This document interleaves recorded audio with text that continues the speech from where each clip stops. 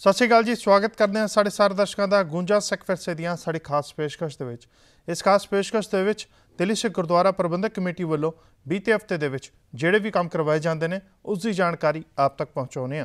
सो बीते हफ्ते दिल्ली सिख गुरुद्वारा प्रबंधक कमेटी वालों किहड़े काम किए गए पूरी खबर तो नज़र पावांगे। शुरुआत करते हैं खास पेशकश की जिसका नाम है गूंजा सिख विरसे दी। गुरुद्वारा नानक दरबार शिलोंग विखे गुरुद्वारा साहब की नवीं इमारत बनाई गई तो कीर्तन समागम करवाया गया, जिस तो बाद ये इमारत संगत को समर्पित की गई। तो इस मौके दिल्ली सिख गुरुद्वारा प्रबंधक कमेटी के जनरल सकत्तर जगदीप सिंह कालो वालों भी इस कीर्तन समागम के शिरकत की गई तो नाल ही उन्होंने अपने संगत के नाल विचार भी साझे किए। सर हरजीत सिंह पप्पा जी बोले सो निहाल जनरल सकत्तर सर जगदीप सिंह कालो जी सोन सत श्री अकाल।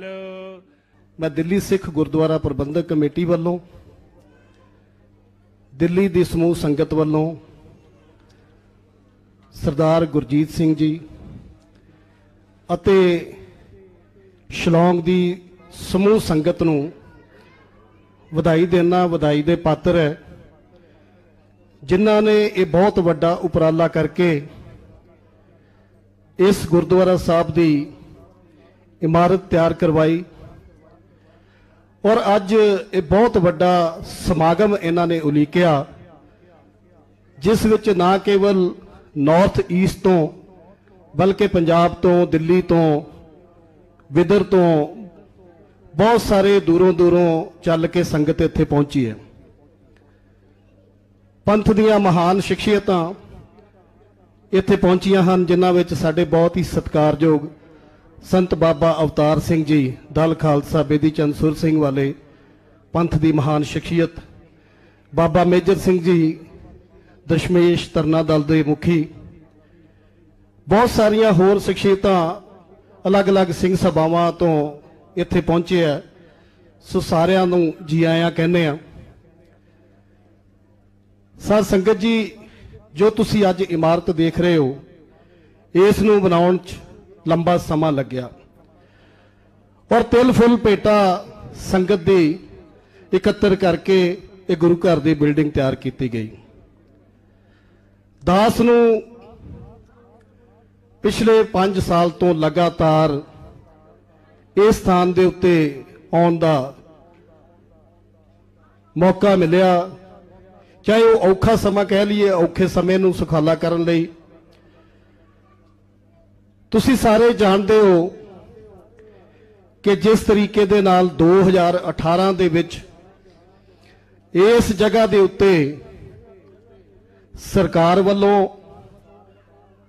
और लोकल एक पर्टिकुलर कम्यूनिटी दे वालों जिस तरीके दे नाल ये कोशिश की गई सी, अटैम्प्ट की गई सी कि इत्थे वसे हुए सिख जिहड़े कि करीब करीब पौने 200 साल तो इत्थे वसे हुए आ,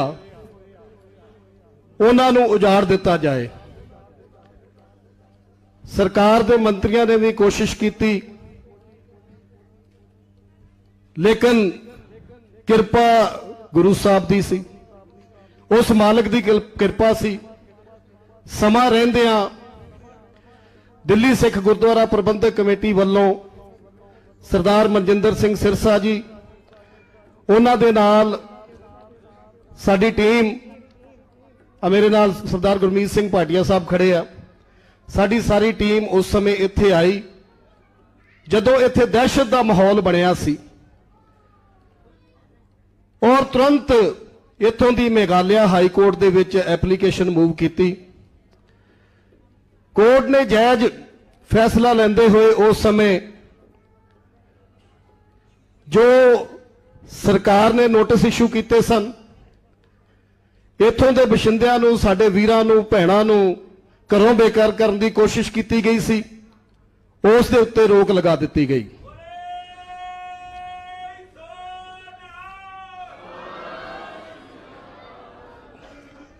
इत्थे बस नहीं होया क्योंकि सरकार की नीयत साफ नहीं सी। उस तो बाद उन्होंने फिर कोर्ट का रुख किया ते रिव्यू पटीशन पा दी। संगत जी मैं दसना चाहना वो होर भी औखा समा सी, क्योंकि वो रिव्यू पटीशन अगर अलाउ हो जाती तो साडे वास्ते शायद उस समय मुश्किल का समा सी, क्योंकि सरकार खुद ये काम कराउणा चाहुंदी सी। लेकिन असी अपने सीनियर वकील दिल्ली सिख गुरुद्वारा प्रबंधक कमेटी वालों लिआंदे हर डेट के उत्ते दास ने इत्थे आके कोर्ट दे विच असी पेश होए। अल्टीमेटली सरकार नूं मूँह दी खानी पई, उन्हां नूं रिव्यू पटीशन भी आप वापस लैनी पई। लेकिन फिर एक बारी फिर उस तो बाद कोशिश की गई, फिर अपील दाखिल कर दी सरकार ने। असी उस अपील के खिलाफ भी लड़ते पे हाँ। फिर करोना विच आ गया, उस समय फिर सरकार ने कोशिश की, नोटिस दे दिते सारिਆਂ ਨੂੰ। फिर एक बारी डर का माहौल बन गया। उस समय साडे प्रधान साहब सरदार मनजिंदर सिंह सिरसा जी, दास, साडी सारी टीम करोना के समय असी फिर इत्थे पहुंचे। इत्थे पहुंच के असी सरकार नूं चैलेंज किया कि इन्हां सिखां दे पिछे सारे संसार भर दे सिख खड़े आ, दिल्ली दे सिख खड़े आ, पंजाब दे सिख खड़े आ, इन्हां नूं तुसीं इस तरीके दे नाल घरों बेकार नहीं कर सकते। उस समय दे गवर्नर जो सतपाल मलिक सन, असीं उन्हां नूं जाके मिले। उन्होंने सानू पूरा आश्वासन दिलाया। उन्होंने कहा जी सिखां ने बहुत बहादरियां कीतियां, सिखां दी बहुत वड्डी देन है इस देश नूं, ते जब तक मैं गवर्नर है इत्थों सिखां नूं कोई खाली नहीं करा सकदा।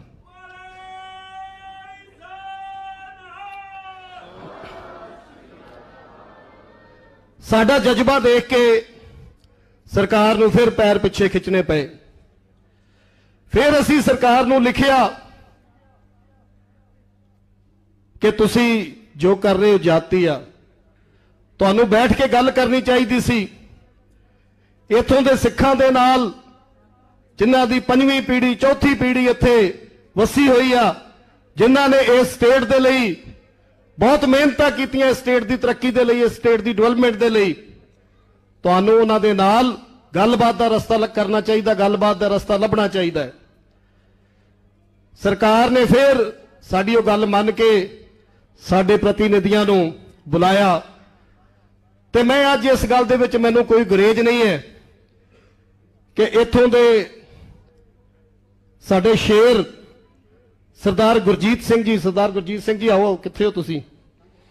सरदार गुरजीत सिंह जी, इन्हां दी जिन्नी मैं तारीफ करां, इन्हां ने हर समय डट के पैरा दिता।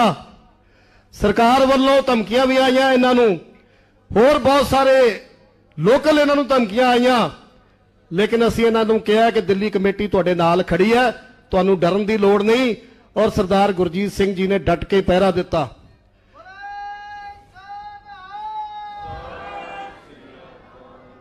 सरकार दे नाल गलबात शुरू हुई। वो सरकार जिहड़ी ओवरनाइट सिखां नूं इत्थों खाली करवाउणा चाहुंदी सी, वो सरकार नूं मजबूर होना पिया, टेबल ते आके बैठना पिया। टेबल ते बैठ के गलबात हुई, उन्होंने सानू प्रपोजल दिती कि तुहानूं इस जगह के उत्ते शिफ्ट कर दिंदे आ। फिर असी गुरजीत सिंह जी नूं कहा कि तुसीं अपने सारे साथियों नूं पुछो क्या उत्थे शिफ्ट होना चाहते। इन्होंने कहा नहीं, वो जगह सानू पसंद नहीं है। असी फिर सरकार नूं कहा कि सानू ये जगह पसंद नहीं, दूसरी जगह की गल करो। हुण फिर सरकार ने सानू दूसरा एक होर प्लान दिता है। उस जगह के उत्ते भी फैसला इत्थों की संगत लएगी। अगर इत्थों की संगत, इत्थों के साडे भैण भरा उस दे नाल सहमत होणगे ते ठीक है, नहीं तो दिल्ली सिख गुरुद्वारा प्रबंधक कमेटी इस लड़ाई नूं जारी रखेगी जब तक असी अपने हक नहीं लै लेंदे। और मैं कल आउण तो पहला मेरी सिरसा साहब नाल गल हो रही सी। मैं कहा जी सिरसा जी, ये बहुत वड्डी लड़ाई असी लड़ते पे हाँ, साढ़े 400 परिवारों की गल है और सानू जिथे केंद्र सरकार की लोड़ पएगी, उन्होंने कहा जी तुसी डट के पैरा दिओ, जिथे लोड़ पएगी केंद्र सरकार नूं भी इन्वॉल्व करांगे और अपने सिखां दे हक दे विच फैसला लवांगे। गुरु प्यारी साध संगत जी, अज असीं साडे सारे भैन भरा इत्थे बैठे आ, इस गल दा असीं पन करदे आ कि जदों भी पहला भी लोड़ पई दिल्ली सिख गुरुद्वारा प्रबंधक कमेटी अपने सिखां दे नाल खड़ी हुई आ। आउण वाले समय दे विच भी चाहे वो सानू कानूनी लड़ाई लड़नी पवे, हालांकि असीं ये केस हाई कोर्ट तो बाद जदों अपील आई असीं सुप्रीम कोर्ट भी लैके गए सी, लेकिन सुप्रीम कोर्ट की जदों साडे उत्थे नोटिस होया सरकार नूं ते उन्हां ने अपनी अपील वापस लई। हाँ, वो अजे पेंडिंग जरूर है लेकिन इन्होंने वापस लै ली। इस करके जिहड़ी भी लड़ाई सानू लड़नी पैगी, चाहे वो हाई कोर्ट की होवे, सुप्रीम कोर्ट की होवे, चाहे वो सरकारे दरबारे होवे, असीं हर तरीके दे नाल इत्थों दे अपने वीरां दे भरावां दे नाल खड़े आ।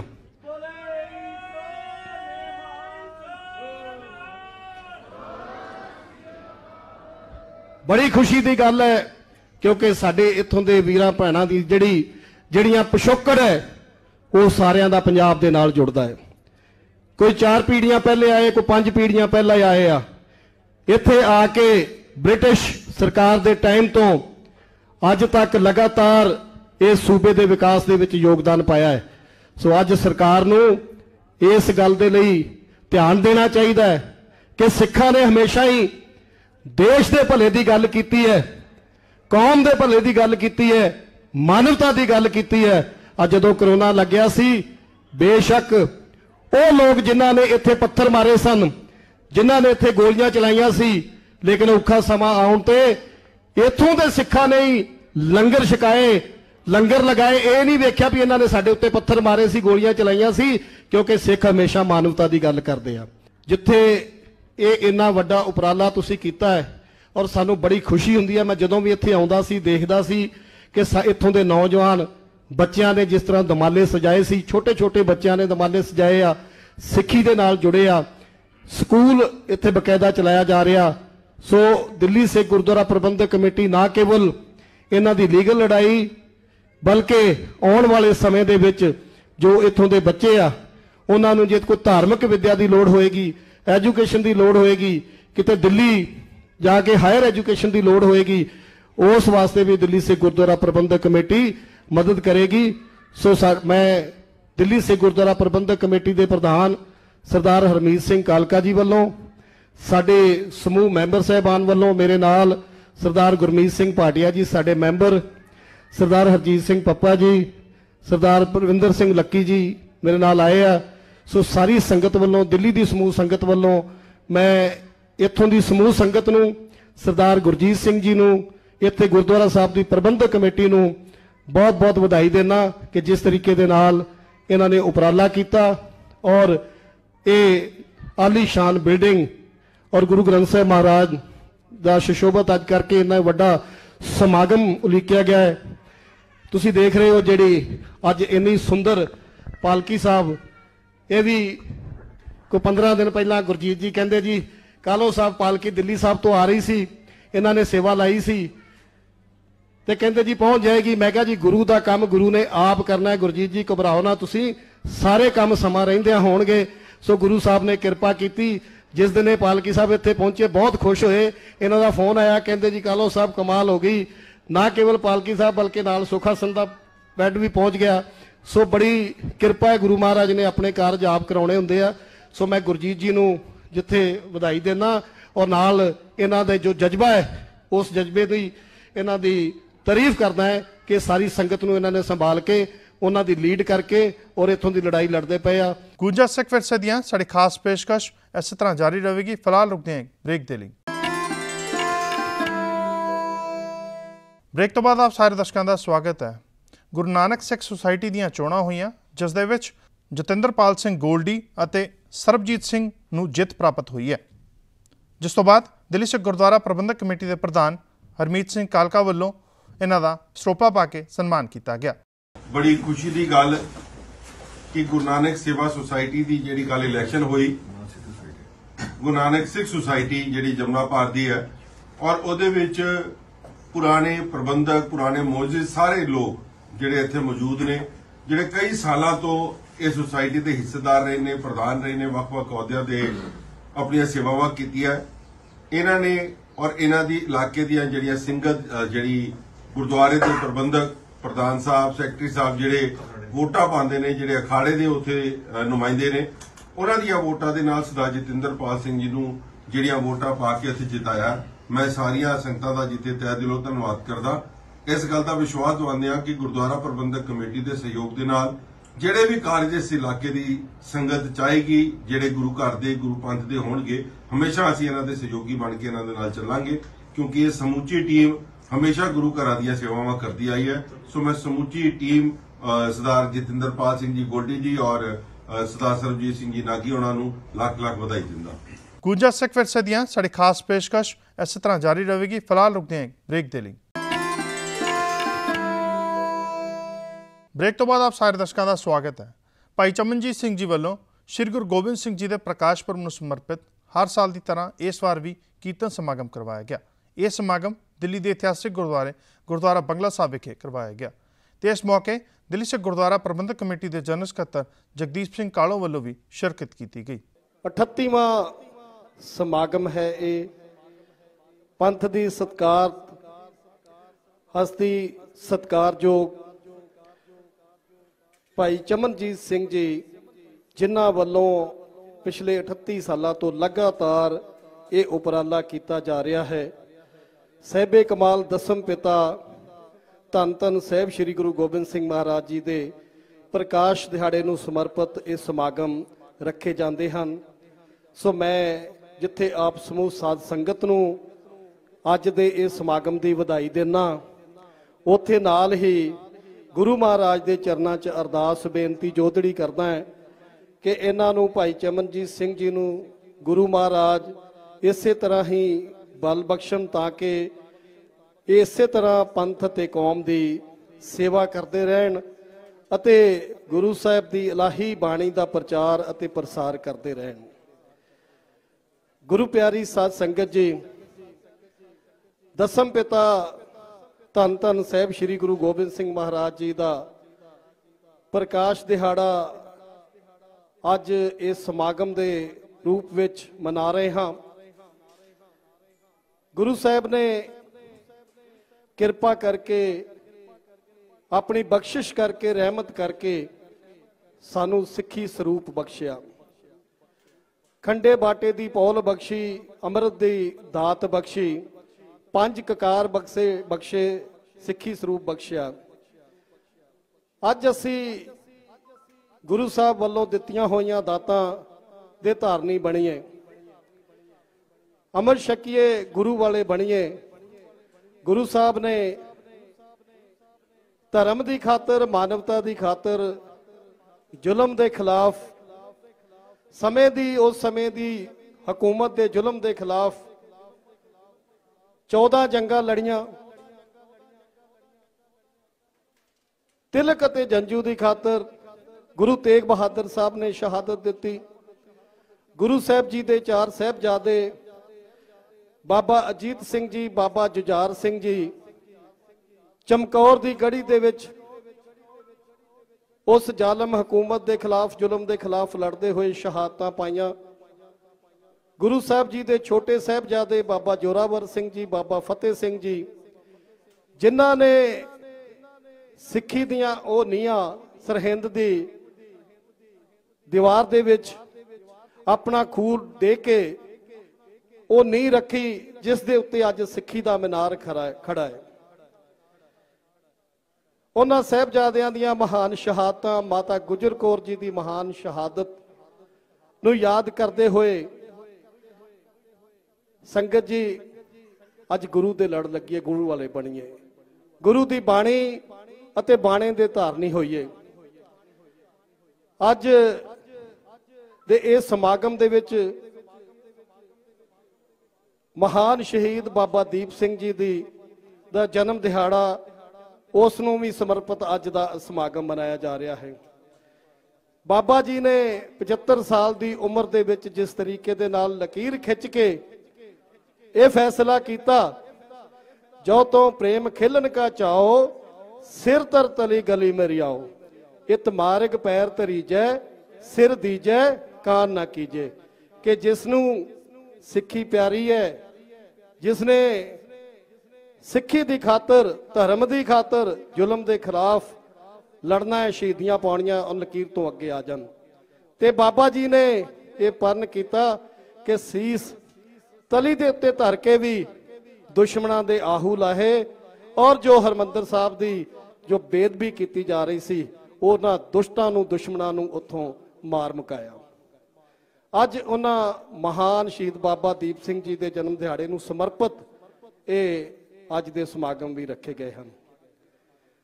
खालसा जी गुरु गोबिंद सिंह महाराज ने जो बख्शिशां कीतियां, जो सिखां नूं अमर दी दात बख्शी, उसे दा ही नतीजा है कि जदों भी लोड़ पई सिखां ने श्री साहब दे नाल ही हर दुश्मन का मुकाबला किया, हर युद्धां लड़ाइयां दे विच फतेह की। सो इस करके अज इस महान दिहाड़े नूं जदों मना रहे हैं ते खालसा जी ये भी फैसला करिए कि असी गुरु दे लड़ लगना है, गुरु दी बाणी दा जाप करना है, नाम जपना है, सिमरन करना है। जिथे अपनी कमाई ने कमाई दे विचों दसवंध कढ़ना है, उत्थे नाल ही अपने समय दे विचों भी दसवंध कढ़ के गुरु दी बाणी दा जाप करना है, गुरु दी जोड़ा घर दी सेवा करनी है, गुरु दे लंगरां दी सेवा करनी है। यही सानू साडे गुरु साहब जी ने समझाउणा कीता है। दिल्ली सिख गुरुद्वारा प्रबंधक कमेटी के सहयोग के नाल अज ये समागम कराए जा रहे हैं। गुरु प्यारी साध संगत जी, आप जी जानते हो कि दिल्ली सिख गुरुद्वारा प्रबंधक कमेटी दिल्ली दी सिख संगत वालों चुनी हुई वो संस्था है जिहड़ी ना केवल गुरुद्वारा साहब दी साम संभाल बल्कि बहुत बड़े विद्यक अदारे, colleges, institutes, ITI, hospital, medical centre, dispensaries, बिरधघर, बहुत सारिया होर सेवावां दिल्ली सिख गुरुद्वारा प्रबंधक कमेटी वालों निभाईयां जा रही हैं। गूंजा सिख विरसे दियां साडी खास पेशकश दे विच बस इन्ना ही। मैनूं दिओ इजाजत। धन्नवाद।